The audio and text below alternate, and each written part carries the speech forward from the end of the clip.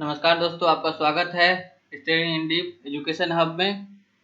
Daily current affairs की series में आपका स्वागत है। तो चलिए शुरू करते हैं, और शुरू करने से पहले चैनल को सब्सक्राइब करना ना भूलें। पहला क्वेश्चन, केंद्रीय रक्षा मंत्री राजनाथ सिंह ने एनसीसी प्रशिक्षण के लिए निम्न में से किस ऐप को जारी किया है? तो एनसीसी प्रशिक्षण के लिए डीजी एनसीसी ऐप, ठीक है। एनसीसी के आगे में बस डीजी लगाना है। डीजी एनसीसी ऐप किसके लिए चालू किया है? तो एनसीसी के प्रशिक्षण के लिए। इसके बारे में जानते हैं कुछ। डीजी एनसीसी नामक मोबाइल ऐप का उद्देश्य एनसीसी कैडेट्स को पाठ्यक्रम, प्रशिक्षण वीडियो और अक्सर पूछे जाने वाले प्रश्न सहित सभी प्रशिक्षण सामग्री प्रदान करना है, ठीक है। प्रशिक्षण वीडियो, अक्सर पूछे जाने वाले प्रश्न, प्रशिक्षण सामग्री प्रदान करना है। ऐप एनसीसी कैडेटों को देशव्यापी ऑनलाइन प्रशिक्षण आयोजित करने में सहायता करेगा। यह डिजिटल लर्निंग में एनसीसी कैडेट्स के लिए उपयोगी होगा और कोरोना वायरस के कारण उत्पन्न कठिनाइयों का सामना करने में भी मदद करेगा। मेनली ये क्या है कि कोरोना वायरस के कारण जो समस्या उत्पन्न हुई है प्रशिक्षण में, तो ऑनलाइन प्रशिक्षण आयोजित करने में सहायता करेगा। मोस्टली उद्देश्य इसका यही है। आगे बढ़ते हैं। टिकटॉक कंपनी के किस सीईओ ने अपने पद से इस्तीफा दिया है? तो केविन मेयर ने अपने पद से इस्तीफा दे दिया है। आइए जानते हैं कुछ। डिज्नी के पूर्व कार्यकारी अधिकारी मेयर मई में ही टिकटॉक के सीईओ बने थे। लेकिन कारण क्या है कि अमेरिका में राष्ट्रपति डोनाल्ड ट्रंप ने टिकटॉक पर प्रतिबंध लगाने का आदेश दिया है, जिस कारण से अब कारण कुछ भी हो, उन्होंने इस्तीफा दिया है। जिससे बचने के लिए अमेरिका टिकटॉक को क्या करना पड़ेगा? टिकटॉक की मूल कंपनी बाइट डांस को 90 दिनों के भीतर अपना अमेरिकी प्रचालन किसी अमेरिकी कंपनी को बेचना होगा। अब टिकटॉक का मूल कंपनी क्या है? ByteDance. ये काफी इंपॉर्टेंट हो जाता है, क्योंकि एग्जाम में यही पूछा जाएगा कि टिकटॉक कंपनी का मूल कंपनी, पेरेंट्स कंपनी कौन है? तो बाइट डांस। आगे बढ़ते हैं। केंद्र सरकार तीनों सेनाओं को मजबूती प्रदान करने के लिए किस जगह पर एयर डिफेंस कमांड की स्थापना कर सकता है? तो प्रयागराज में एयर डिफेंस कमांड का स्थापना कर सकता है। एयर डिफेंस कमांड होता क्या है, चलिए जान लेते हैं। देखिए, तीनों सेनाओं को एक जगह पे एक साथ ऑपरेट करने के लिए जो बेस बनाया जाता है, उसको हम लोग एयर डिफेंस कमांड कहते हैं, जिससे कि अपना वायु क्षेत्र को, एयर स्पेस को सुरक्षित रखा जाए। इसमें हेलीकॉप्टर्स भी होते हैं, early warning system, airborne early warning system होते हैं, ग्राउंड सर्विलांस रडार्स होते हैं, ठीक है, लड़ाकू विमान होते हैं, एंटी एयरक्राफ्ट आर्टिलरी, ठीक है, सबमरीन का aircraft carrier, combat air system. तो ये सारे को मिलाकर के एक जगह एक साथ ऑपरेट करने के लिए एक कमांड ऑफिस के द्वारा ही इसको ऑपरेट किया जा सके, इसी को एयर कमांड बोलते हैं, एयर डिफेंस कमांड बोलते हैं। ये जो एयर डिफेंस कमांड बनेगा, इसके तहत क्या होगा? आगरा, ग्वालियर और बरेली एयरबेस आएगा। कमांड का उद्देश्य तीनों सेवाओं को, संस्थानों को एक कमांड के तहत संयोजित करना है। इसे सक्रिय कर देश की वायु क्षेत्र को सुरक्षित करना है। आगे बढ़ते हैं। बांग्लादेश ने किस देश की एक कंपनी द्वारा निर्मित कोविड-19 के संभावित टीके के मनुष्य पर अंतिम स्तर के परीक्षण को हाल में मंजूरी दे दी है? ठीक है, अंतिम स्तर के परीक्षण को। तो ये जो परीक्षण होगा, ये कहाँ पर? बांग्लादेश में होगा। ये किस देश का है कंपनी? तो चीन का कंपनी है, चाइना कंपनी है। कंपनी कौन सा है? सिनोबायोटेक लिमिटेड। तो ये काफी इंपॉर्टेंट होता है, किस कंपनी का है? सिनोबायोटेक लिमिटेड। आगे बढ़ते हैं। केंद्र सरकार ने क्षेत्रीय संपर्क योजना यानी उड़ान स्कीम, काफी महत्वाकांक्षी योजना है। स्कीम के चौथे चरण में कितने हवाई मार्गों के आवंटन को मंजूरी दी है? तो 78 नए मार्गों को मंजूरी दी है, ठीक है। ये कब शुरू हुआ था? ये जून 2016 में लॉन्च किया गया था। किसके द्वारा? ये योजना प्रधानमंत्री नरेंद्र मोदी के नेतृत्व में शुरू की गई थी। जानते हैं इसके बारे में। उड़ान योजना क्या है? तो देखिए, first scheme of this type of scheme in the world, first flight scheme to take off in January 2017। जनवरी 2017 में पहला फ्लाइट इसके तहत उड़ा था।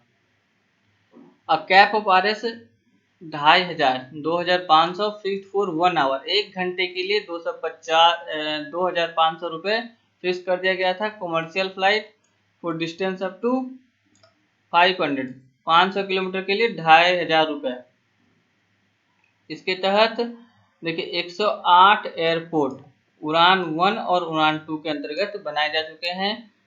13 स्टेट्स हैव गोट 4+ एयरपोर्ट्स। काफ़ी इंपॉर्टेंट हो जाता है ये। 13 स्टेट्स हैव गोट 4+ एयरपोर्ट्स। उड़ान बिफोर उड़ान इट्स वाज 7 स्टेट। उड़ान से पहले सिर्फ 7 स्टेट हुआ करता था, अभी 13 स्टेट जो है उसको उसके पास 4+ एयरपोर्ट्स है। तो उड़ान का क्या है, स्लोगन क्या है? उड़े देश का आम नागरिक। आगे बढ़ते हैं। 200 अरब डॉलर की संपत्ति वाले विश्व के पहले व्यक्ति निम्न में से कौन बन गए? 200 अरब डॉलर के Jeff Bezos. Jeff Bezos Amazon के संस्थापक हैं। कुछ जान लेते हैं इसके बारे में। ठीक है, 200 अरब डॉलर की संपत्ति वाले धरती पर पहले व्यक्ति बन गए हैं, जेफ बेजोस। दुनिया के दूसरे सबसे अमीर व्यक्ति कौन है? बिल गेट्स, जिनसे इनका 90 अरब डॉलर अधिक है। अमेजोन के संस्थापक हैं। 5 जुलाई 1994 को बिलेव्यू वॉशिंगटन में अमेजोन का स्थापना हुआ था। आगे बढ़ते हैं। उत्तर प्रदेश सरकार ने एसके भगत को हटाकर निम्न में से किसे नया गृह सचिव नियुक्त किया? तो तरुण गाबा जी को उत्तर प्रदेश का नया गृह सचिव नियुक्त किया गया है। ठीक है, तरुण गाबा जी, इसके एसके भगत को हटाकर तरुण गाबा को गृह सचिव नियुक्त किया गया है। इसके पहले तरुण गाबा IG विजिलेंस थे, उनकी जगह पर एसके भगत को भेजा गया था। जस्ट एक्सचेंज हुआ है। आगे बढ़ते हैं। उत्तर प्रदेश के कुछ स्कीम्स को जान लेते हैं। तो कौशल सतरंग स्कीम उत्तर प्रदेश सरकार द्वारा लॉन्च किया गया था। स्टेट के यूथ को ट्रेन करने के लिए वर्ल्ड लेवल कंपटीशन पर स्किल करने के लिए। दूसरा स्कीम युवा हब स्कीम है। युवा हब स्कीम के द्वारा क्या किया जाएगा? Aim to provide employment to 1000 of skilled youth. Kaushal Satrang scheme के द्वारा स्किल किया जाएगा और युवा हब स्कीम के द्वारा एम्प्लॉयमेंट प्रोवाइड किया जाएगा स्किल्ड यूथ को। ठीक है। तीसरा है CM apprentice scheme. CM apprentice scheme के तहत स्टाइपेंड दिया जाएगा 2500 रुपये को। तो ये इंपॉर्टेंट हो जाता है, कितने रुपए का स्टाइपेंड दिया जाएगा? तो 2500 रुपये का, 2500 रुपये का। एक इम्पोर्टेंट चीज है कि UP government also announce to depute Arogya Mitra. ये आरोग्य मित्र किसके, कौन सा स्टेट के द्वारा डिप्यूट किया गया? तो यूपी गवर्नमेंट के द्वारा। क्या करने के लिए? To all its primary health care to inform people about government health scheme. ठीक है, गवर्नमेंट के जितने भी स्वास्थ्य स्कीम होंगे उसके बारे में लोगों को जागरूक बनाने के लिए आरोग्य मित्र का रिक्वायरमेंट किया गया। आगे बढ़ते हैं। हाल ही में केंद्रीय संस्कृति मंत्रालय ने स्मारकों के प्रबंधन हेतु सुधार हेतु भारतीय पुरातत्व सर्वेक्षण के कितने नए प्रशासनिक सर्कल की स्थापना की घोषणा की है? कौन? भारतीय पुरातत्व सर्वेक्षण। ठीक है, कितने नए प्रशासनिक सर्कल की स्थापना की है? तो 7 नए प्रशासनिक सर्कल की स्थापना की है। ये सर्कल कहाँ पर है? तो देखिए, जबलपुर मध्य प्रदेश, त्रिची तमिलनाडु, झांसी व मेरठ उत्तर प्रदेश, हम्पी कर्नाटक, रायगंज पश्चिम बंगाल और राजकोट गुजरात में बनाए गए हैं। आगे बढ़ते हैं। केंद्र सरकार ने मानसिक स्वास्थ्य पुनर्वास के लिए निम्न में से किस हेल्पलाइन सेवा की शुरू की है? तो किरण।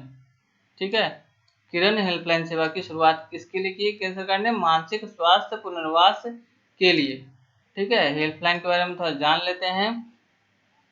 दोस्तों, स्टडी इन डीप चैनल को सब्सक्राइब करना बिल्कुल ना भूलें। आपको अच्छे क्वेश्चंस प्रोवाइड किए जाएंगे। देखिए, किरण हेल्पलाइन सेवा शुरू की गई है किसके लिए? मानसिक स्वास्थ्य पुनर्वास योजना के लिए। किसके द्वारा? तो सामाजिक न्याय और अधिकारिता मंत्रालय के द्वारा लॉन्च किया गया है। हेल्पलाइन नंबर क्या है, इसको जरूर से याद कर लीजिएगा, एग्जाम में पूछा जाएगा। 1800-599-0019। ठीक है, काफी इंपॉर्टेंट है। हेल्पलाइन का उद्देश्य क्या है? प्राथमिक जांच, प्राथमिक उपचार, मनोवैज्ञानिक समर्थन, मानसिक स्वास्थ्य से जुड़ी आपातकालीन सेवाएं उपलब्ध कराना, ये इसका उद्देश्य है। असम सरकार ने ड्यूटी पर कोविड-19 से मौत होने पर पत्रकारों, होमगार्ड्स और अन्य अस्थायी कर्मचारियों के लिए कितने लाख रुपए बीमा कवर को मंजूरी दे दी है? तो 50 लाख रुपए। ठीक है, 50 लाख रुपए असम सरकार ने मंजूरी दी है।